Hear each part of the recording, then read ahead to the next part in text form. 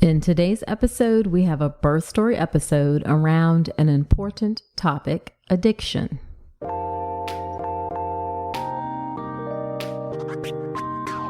Welcome to the All About Pregnancy and Birth podcast.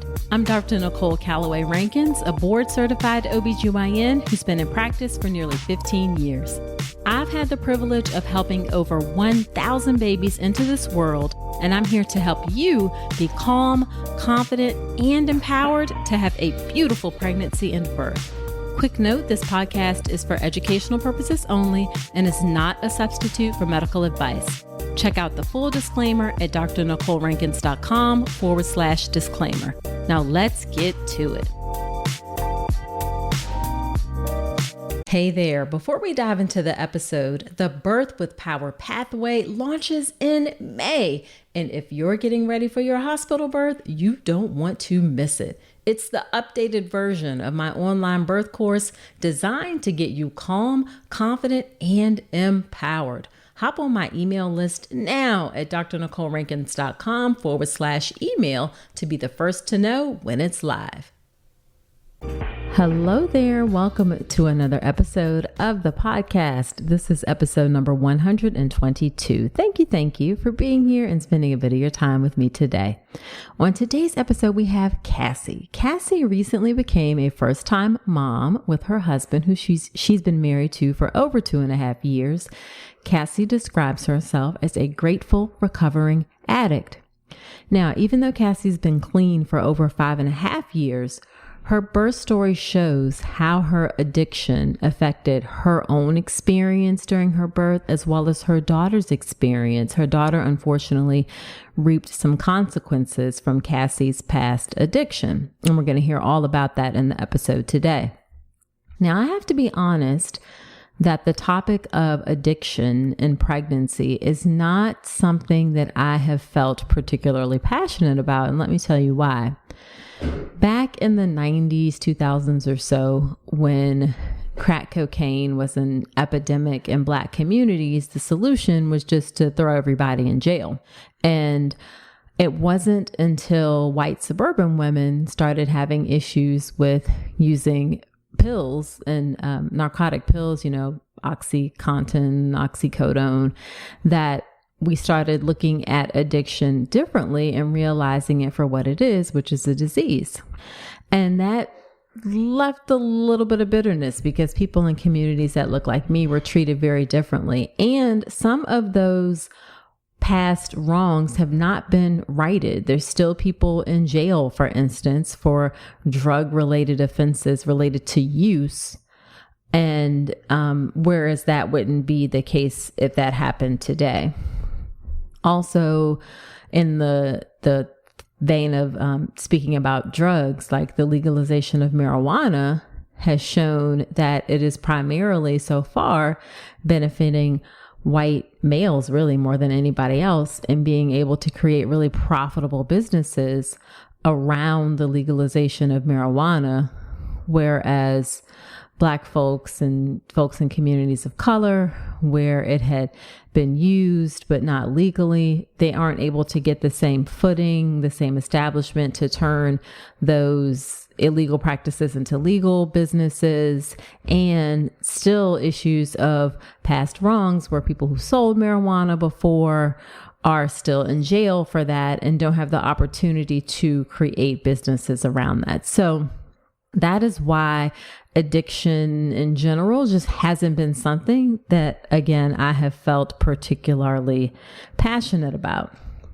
However, I do know, and I 100% recognize, and I appreciate that this is an important topic. I see it more and more and more in my practice. I suspect that, you may know someone who's been affected by it because it's really, really common. So we are going to talk about that today with Kassie. So Kassie is going to share with us her addiction journey, how she was able to get clean, how her pregnancy was okay, but the birth and the recovery were actually quite challenging for her. How she struggled with pain management postpartum, how her daughter was affected by her addiction and had to stay in the NICU for a bit because of that. and how she had trouble bonding with her baby, and much, much more. Now, I know that the topic of addiction can have a lot of shame around it. So I'm really grateful that Kassie comes on and shares her story in a way that's very honest, very authentic, and very real. I was so very impressed with Kassie and her self-insight in particular. So I know that you are going to learn something from this conversation just like I did. So without further ado, let's get into this birth story discussion with Kassie.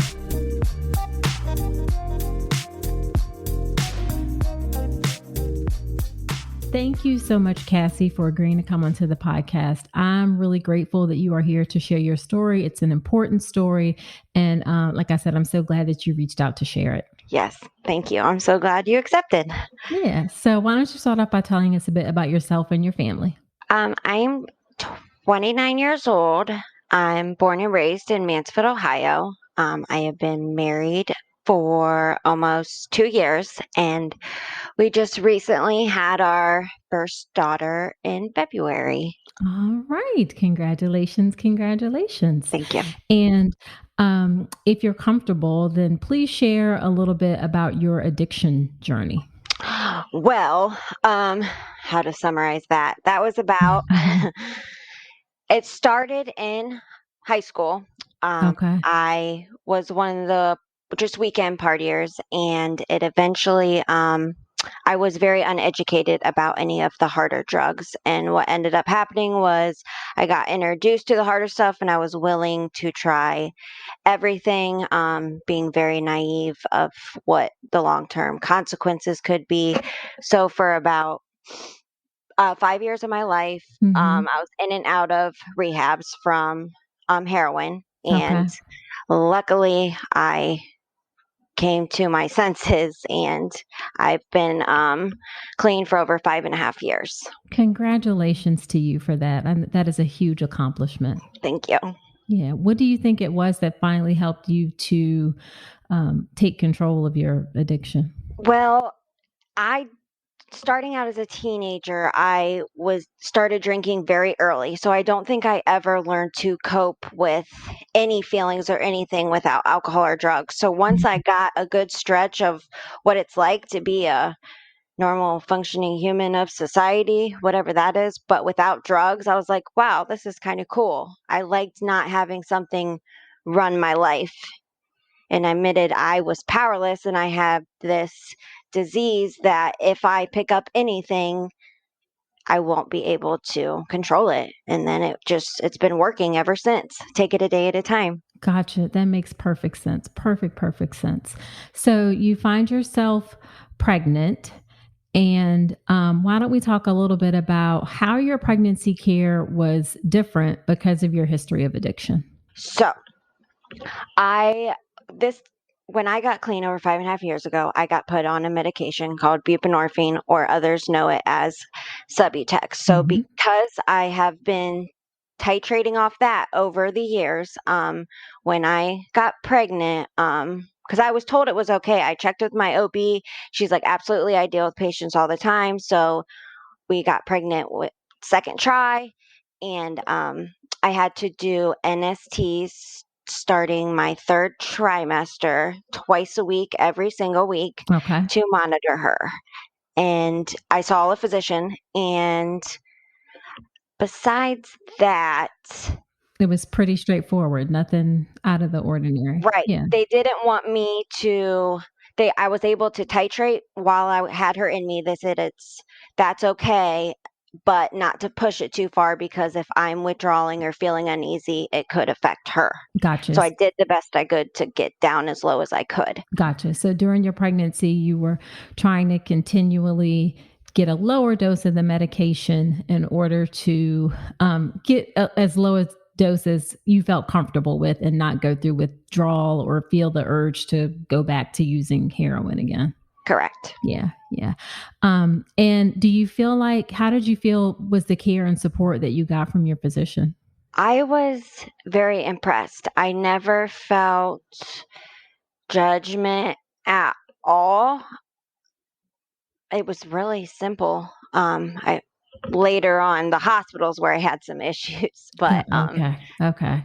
But you felt like your yes. physician, and did you see the same physician your whole pregnancy, or was it like different physicians in a practice?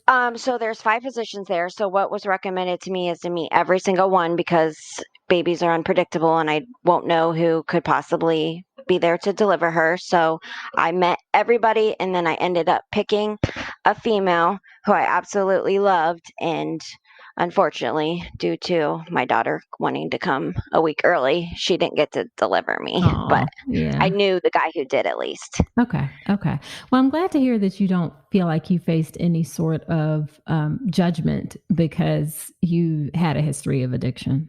Right. Somehow I hear awful experiences, and somehow I don't know.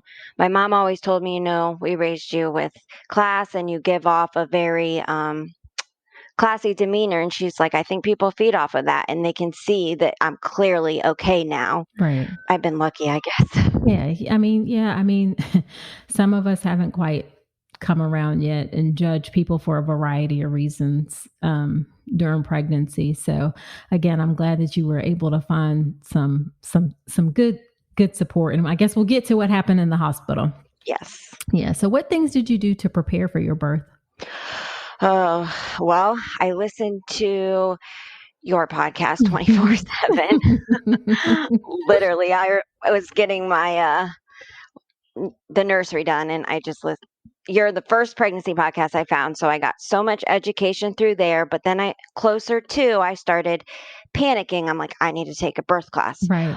But because of COVID, my doctor's office, they had they were supposed to have them available for Zoom, and then by the time that I needed to get one, it was no longer available. Oh, So I did um online one through I can't even tell you where, but it was like okay. 7 sessions I had to watch, and it was all nothing that pertained to me because I ended up needing a C-section. That's Gotcha. another thing is my daughter was breech. Okay. Got it. And were you happy though with the course, in the sense that if you felt like, I guess if you were going to have a vaginal birth, did you feel prepared for that, but you just didn't feel prepared for the possibility or what could happen with the cesarean? Correct. Okay. All right. And then were you wanting any additional information, like in relation to a cesarean and then the subutex? Or I guess having a baby and how that might affect, how being on the subutex may affect your baby. Were you worried at all about that, or did you feel prepared for that? Oh, I was completely freaking out, and I Mm, just asked my doctor. And told me to expect to stay, like after I had her, expect to stay, but it just depends. Like they've had patients on, say, 8 milligrams of this medicine, and their baby does not withdraw. Or they have people on an even lower dose, 2 milligrams, and the baby's in the NICU for a month. It is so unpredictable. But I did not, I was like, okay, well, maybe I'll be in there like 5 days. But regardless, nobody could give me anything or prepare me for this experience. And I tried so hard to find other podcasts, and it's just not really talked about. that's really true. You're bringing up something that I don't think we realize.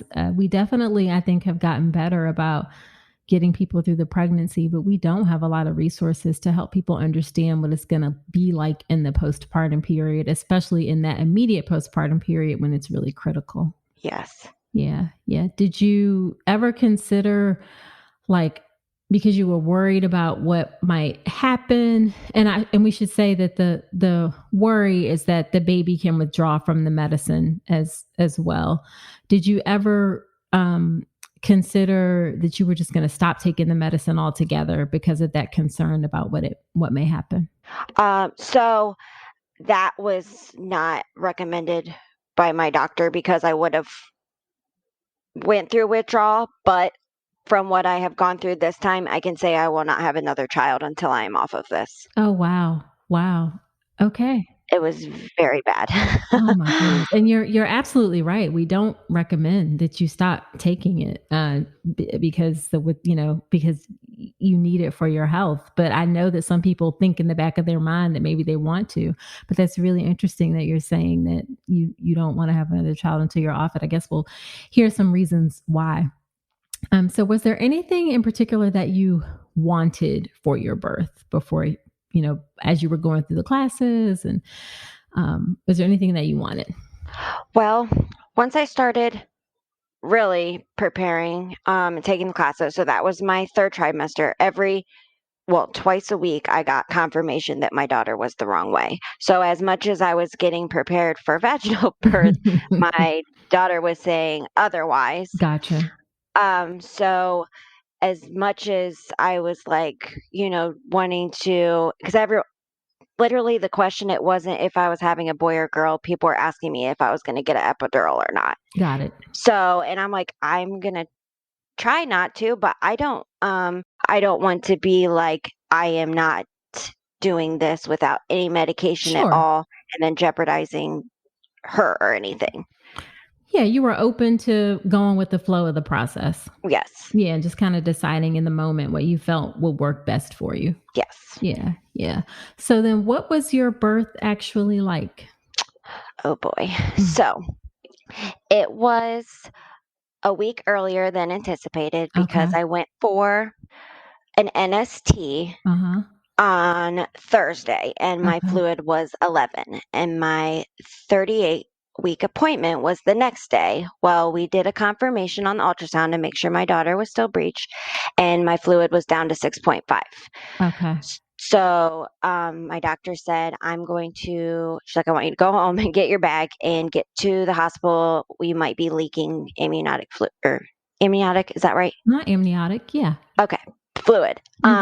So she sent me there. Well, I had to go get my husband, get everybody together, and I'm panicking at this point because this is 7 days earlier than the planned C-section. Right. I did want to say I was offered to flip her, but my fluid was running low all throughout NST, so doctor wasn't really comfortable with it. I wasn't comfortable with it. Got it. So it was looking C-section it was. So we get to the hospital, and the doctor didn't run any tests. The doctor on call, he said, you were 38 days plus 1. Your baby is okay right now. Like, they put the NST on me and checked her that way. He said, we're just going to go ahead and take her because there's no reason to wait a week and wait for something to be wrong with her when she's okay right now. So then within 2 hours, okay, let me back up. So then they came in and started prepping me. That care was phenomenal.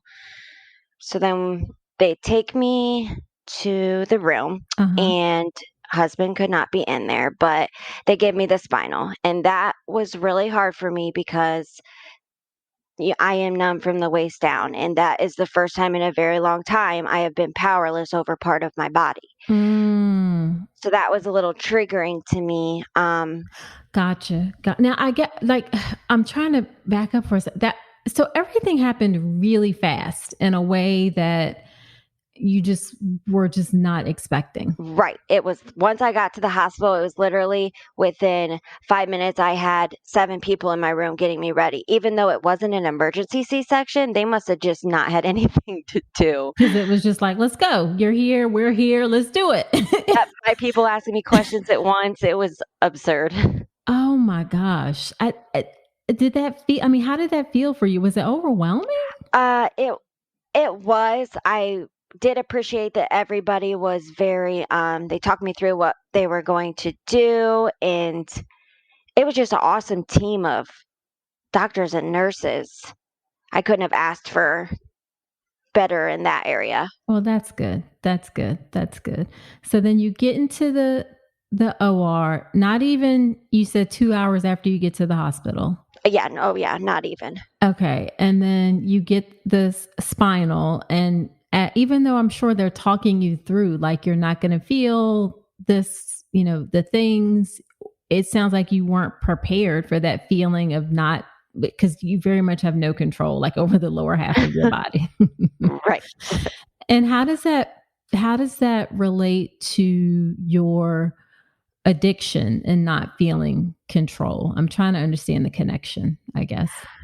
So the fact that I was laying there Mhm. and I could have very easily freaked out because I was internally panicking, because I couldn't move. I mean, it probably was just a wave of overwhelming, and ever since I even got clean, I struggle with identifying my feelings still. Sure. So, the fact that my lower like, my arms were, out in a T, and I had my husband, I just kept squeezing his hand because Uh-huh. that reminded me that, "Okay, you have control over this, you just need to breathe," and I'm saying this stuff in my head, Right. and talking to him, but just my legs, I really I was almost speechless, Oh my goodness. 'cause when you're using drugs, at least for me, what happens is the drugs get such a hold on you, Uh-huh. it's eventually no longer a choice. Like, the drugs are running your life. You no longer are, and when I couldn't move my legs and I didn't know any better, like, I couldn't connect that, "Oh, I'm about to have a baby girl in 15 minutes." It was just like, "This sucks." Yes. Wow.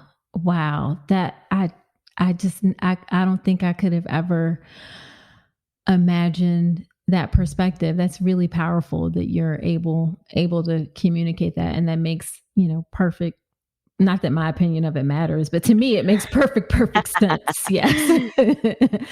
So then how did you feel when your daughter was born?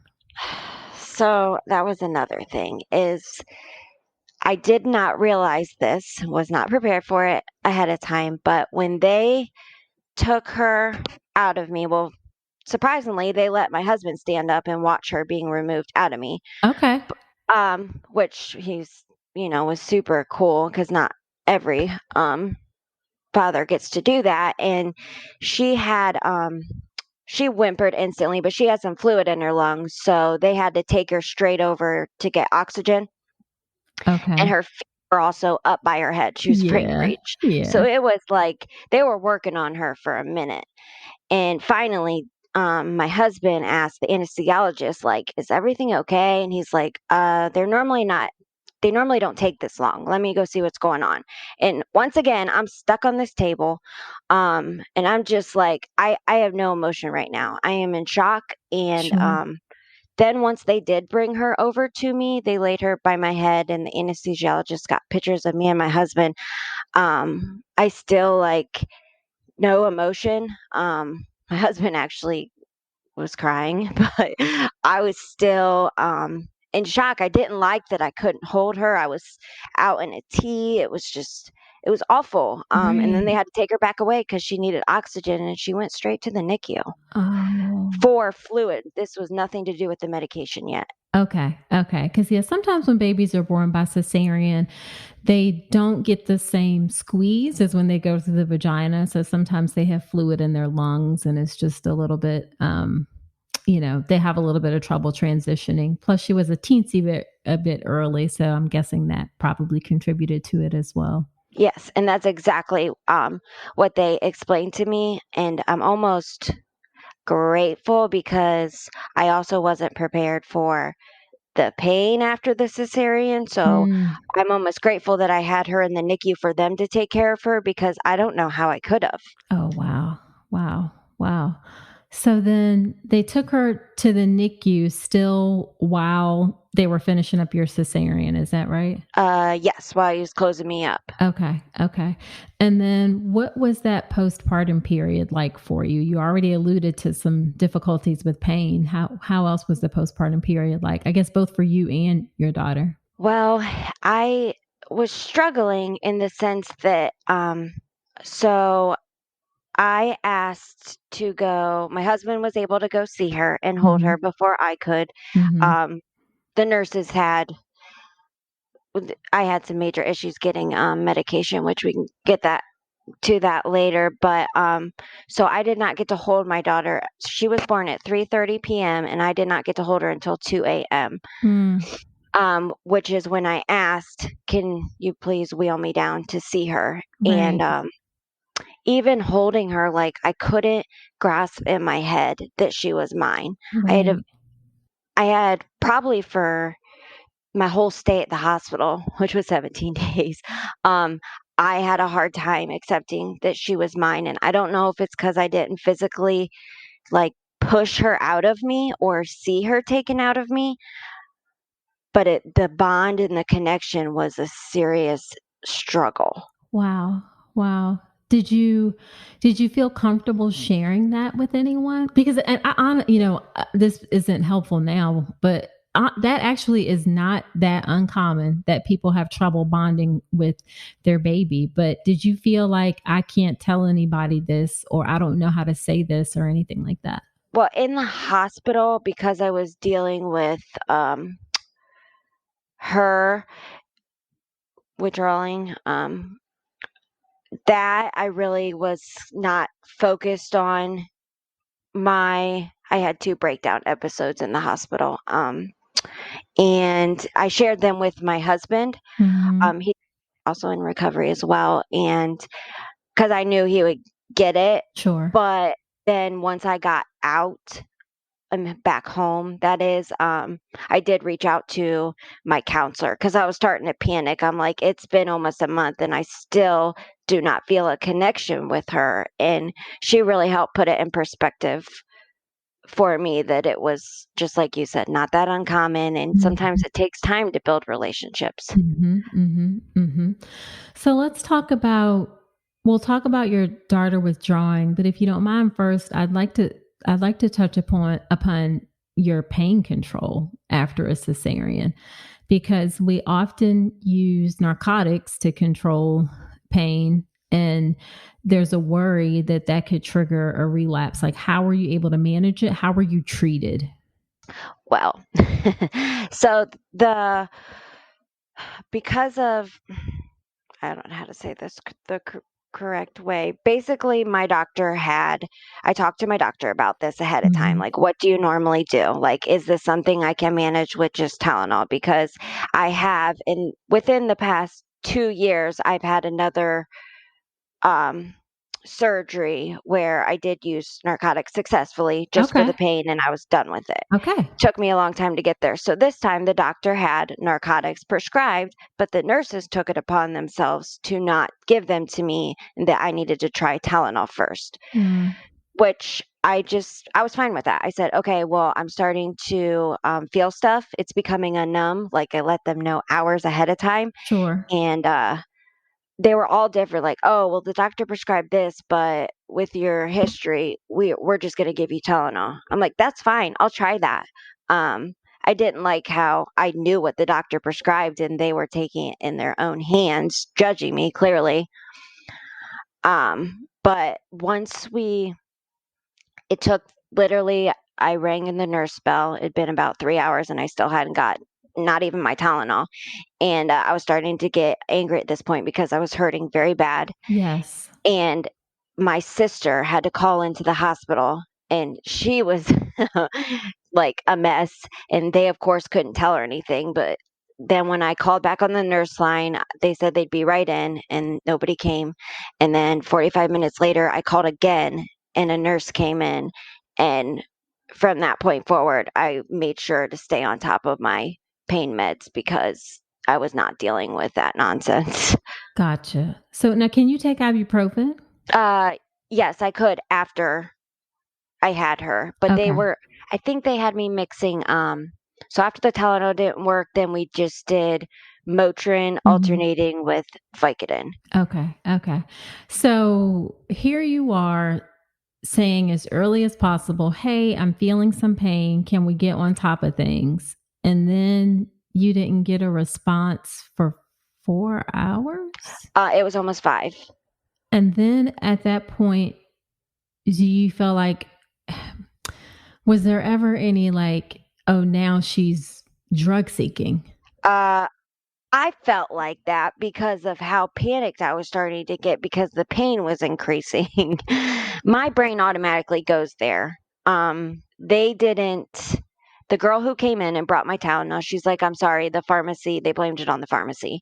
But I don't know why it's so hard to get Tylenol. Probably because he didn't have it prescribed for me, if that is the case. Yeah, I mean, it really shouldn't be that difficult to get something that your husband could have ran out to Walgreens or something and got, Yeah. So it's just,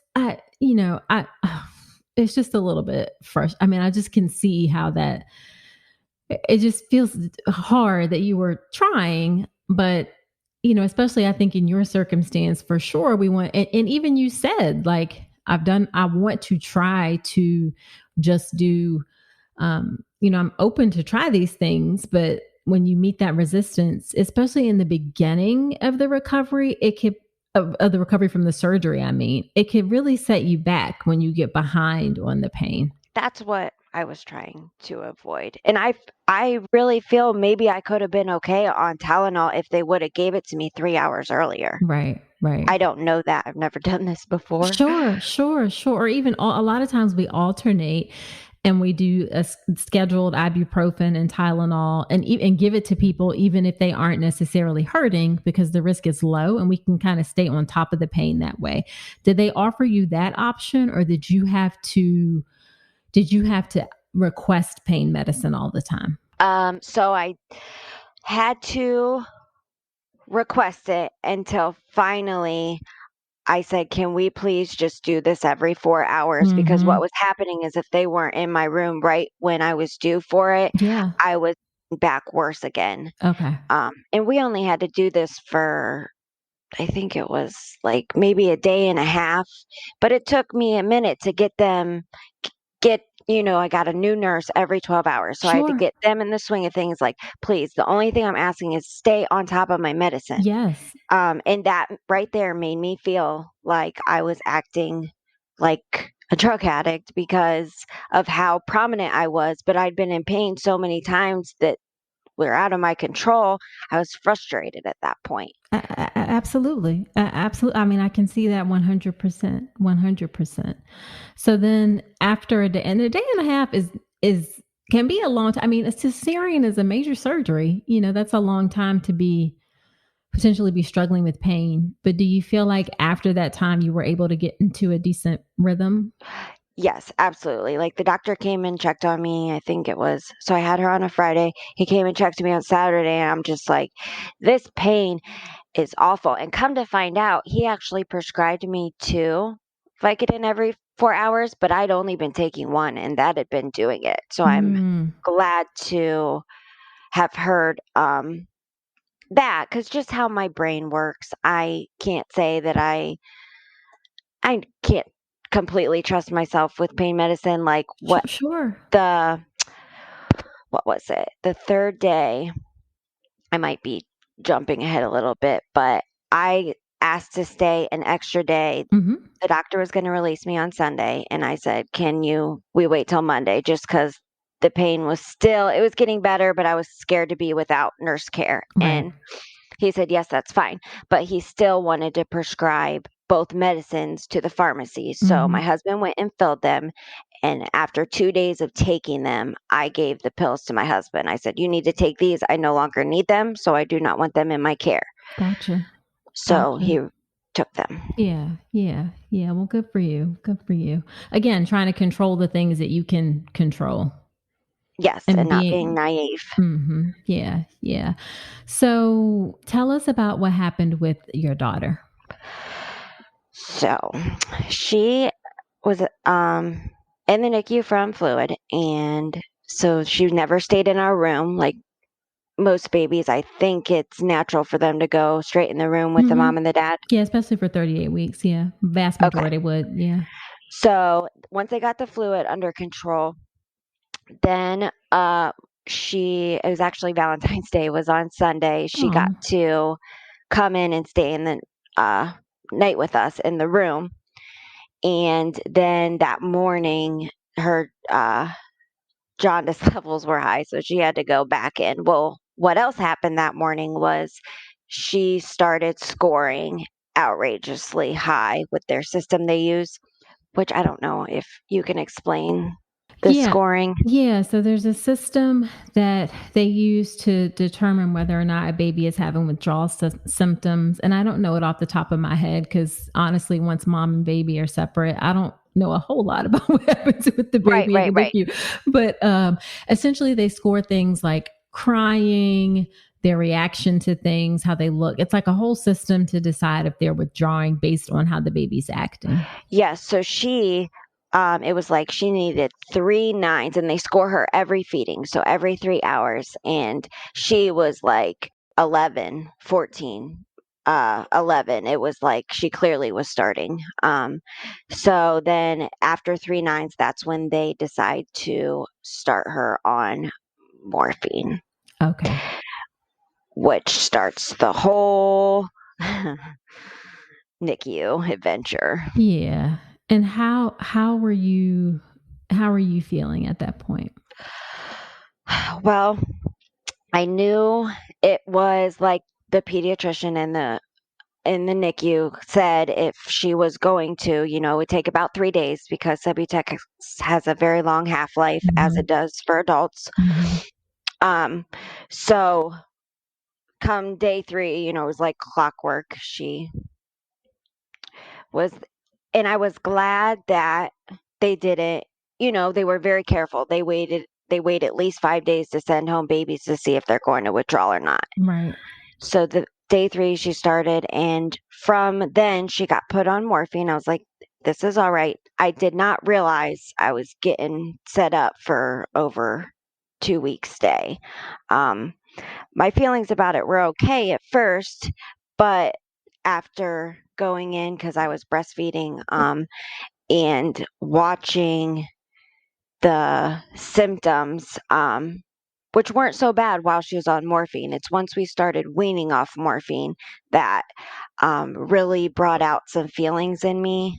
Um, I felt like I was living vicariously through her, in the sense of we were both stuck because I was boarding. The hospital let me stay there with her. Mhm. Um, that every time I went to rehab, it was always I would be out on the streets if I didn't stay. So I was always stuck there. I never wanted to be there, but I had to do it up until Sure. this last time. And so those feelings are what was coming out in me, and then watching, like, this is my fault. My consequences are now being portrayed on another innocent human being. And as much as I've gotten my life together and done the right thing, this sucks. And I, at some points, couldn't handle the effects of watching her go through it. I, I that's just that's a lot to deal with. A Yes. lot to deal with. Do you feel like you had help? Did the NICU provide any type of connection with resources, or did you have your own counselor that you could talk to?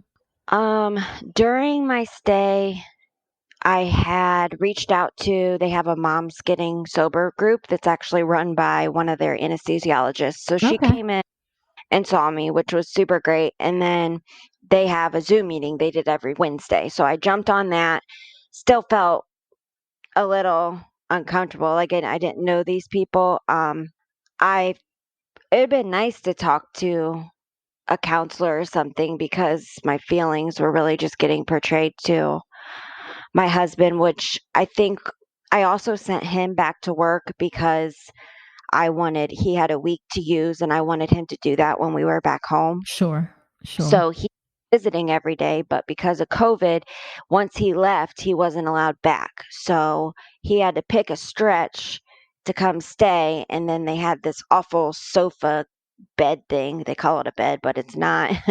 And so I wasn't going to make him even stay with me on the weekends. Like, go home, get in a good night rest, because I was walking down to the NICU to feed her every 3 hours. Gotcha. Gotcha. So my Gotcha. sleep was getting tested too. Yeah. As it does with newborns, for Oh my sure. gosh. Yes. So she was ended up being in the hospital for 17 days. And was that just to get her completely weaned off of the morphine?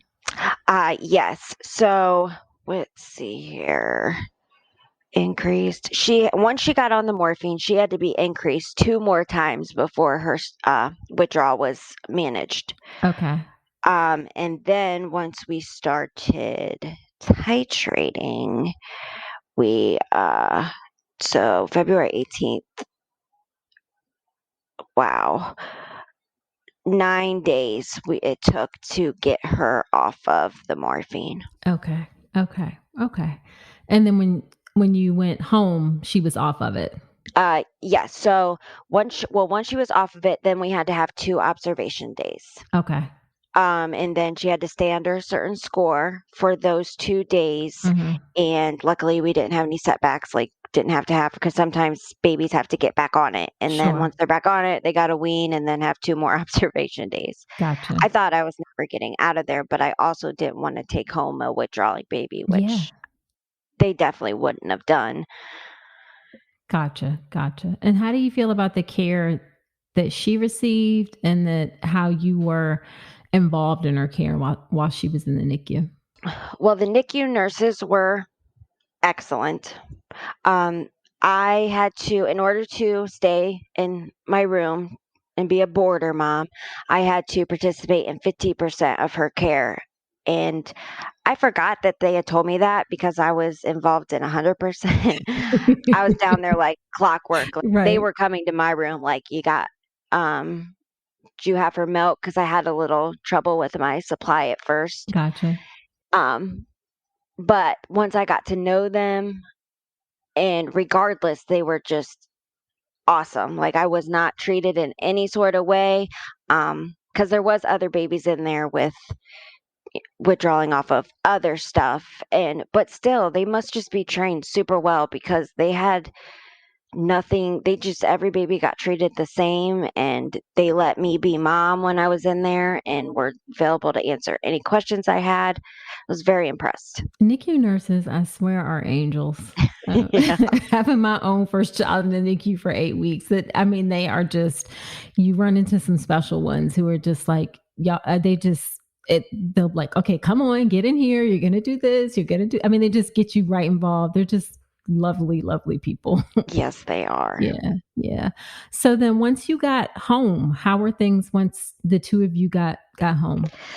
Well, the first night was from hell.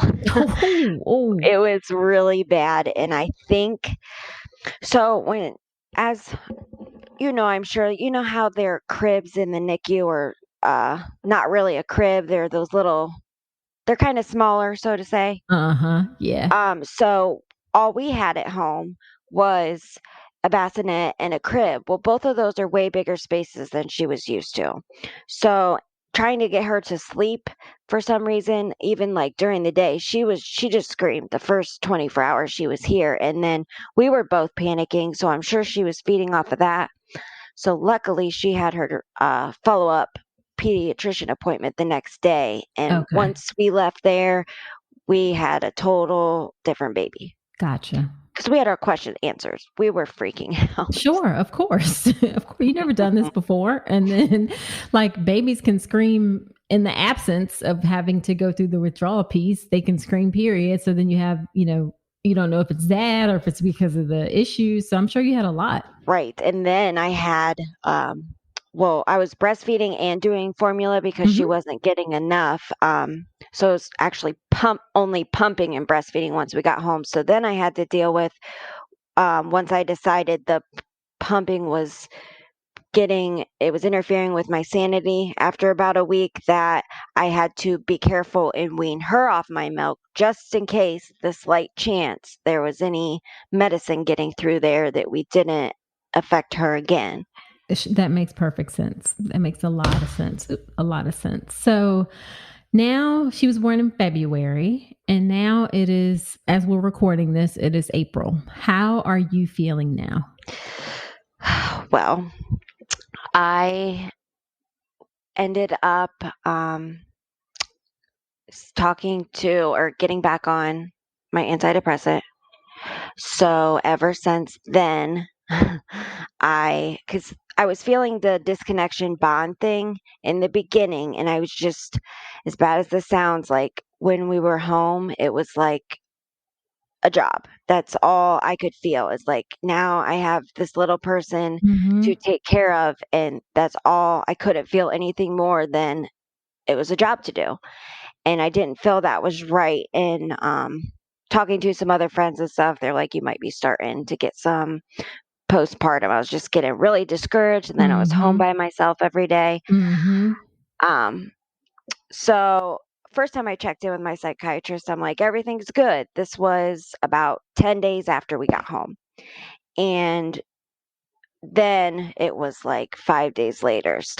My thoughts, I was just like, not, I don't know if you want to call it the baby blues, but I was on antidepressants before I had her. And I had been on them since I got clean. So did very well not being on anything while she was inside of me. But I was not going to, because of my history, play around with when I knew I was headed down a downward spiral. Sure. Sure. So Sure. I'm back in connection with my psychiatrist, and then from I've talked to my mental health counselor once. I'll be talking to her monthly. I feel I'm getting a grip. My daughter just started daycare this week, and I just went back to work this week as well. Okay. Okay. Okay. That's a big transition. Yes. Yeah. Do you feel like the connection has improved? Yes. Tremendously. And I think I had expectations of her, like, I felt like she didn't know who I was. Uh-huh. And I'm still struggling with that a little bit. She's just now starting to smile, so that's helping. Because when anybody picks her up, she'll stop crying. Like, everyone's like, she knows who you are. And I'm like, but she acts the same to everybody else, because there wasn't before any facial expressions or anything to say, like, that's my mom. Right, right, right. So I'm coming around. Gotcha. Gotcha. Gotcha. A work in progress, but headed in the right direction. Yes. Yeah, yeah. And then, so after all that, I want to come back to, you said that now you won't have another baby without being off the Subutex completely. Yes. Okay. You just don't want to take the risk. No, and it's going to take, because I do want to have another child. I want Mm-hmm. her to have a sibling.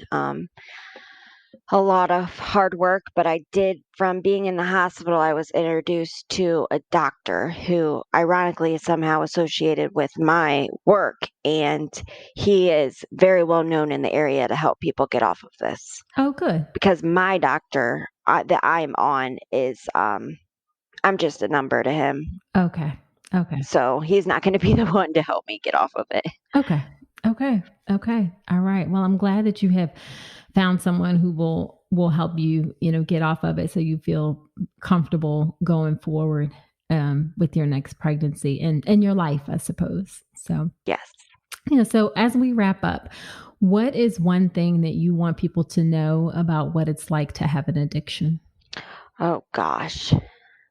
I would say that you're not alone, and that I remember being, when I was using, thinking like, just that I had to accept this was the only way, and this is just what the rest of my life was going to be like. And it's, there is another side, but you have to be ready to allow yourself to see that you can change. Um, Mm-hmm. you have to be willing. Nobody will be able to force you to, and until you're willing and ready, um, which hopefully you are, because if not, people are dying left and right. Um, Yeah. you can Yeah. you can do it, and there's so many of us out there. Like, all you have to do is reach out for help. Gotcha. Gotcha. And then what is one piece of advice that you would tell other women as they get ready to have their baby? Well, I would say that prepare yourself, have a support set up of people that can understand, because at least for me, feelings of addiction in my past came up, and I was very blindsided. So I would say be prepared that you could be triggered in ways that you didn't even know existed. So it's best to have whoever your support system is out there for your addiction, to have them on call, checking on you daily. Mm, mm. Very, very good advice. Well, Kassie, I cannot thank you enough for coming onto the podcast. Your story is very powerful and it's very personal. And I really, really appreciate you coming on. And I'm really grateful that you are here to tell your story, because there's so many people who do not make it to the other side from having an addiction. Absolutely. You're welcome.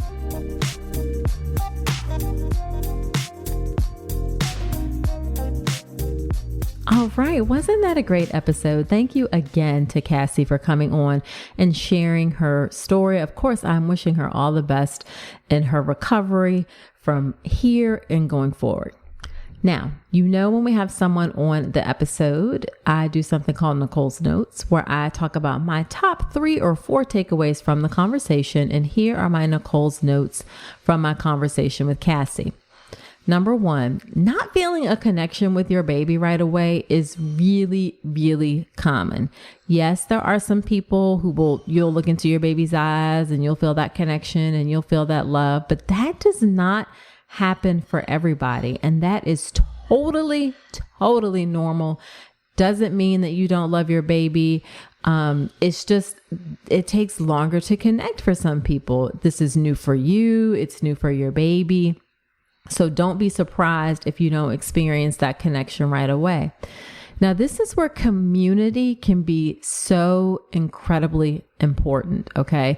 Where you can bring these type of concerns to a community that you know is non-judgmental. There's no shame. You can ask whatever and feel like you're going to get a useful and helpful response. That is the type of community that I have created as part of the birth preparation course. The birth preparation course is my online childbirth education class. And part of the birth preparation course is an online Facebook community, because I really believe that social media communities can be very meaningful and helpful as well. And in the birth preparation course community, I am in the group, of course. The community manager of the group is an experienced doula, Keisha.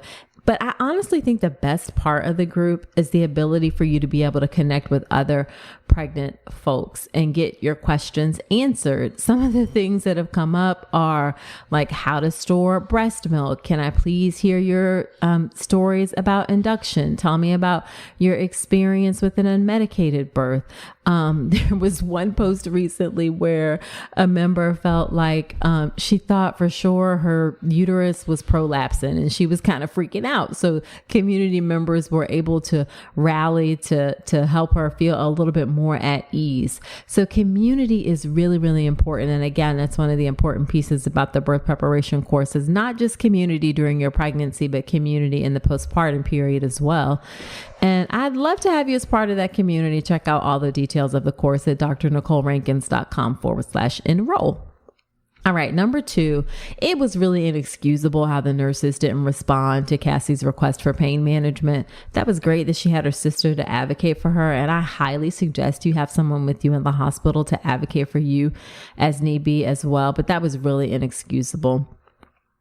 Now, with that all being said, I will also add that postpartum pain management can be tricky, especially if you have a cesarean, which is considered a major surgery. So you want to be able, or if you had, I would say, like significant vaginal tears, that can also be tricky as well. So you want to have your pain under control and be able to move and function.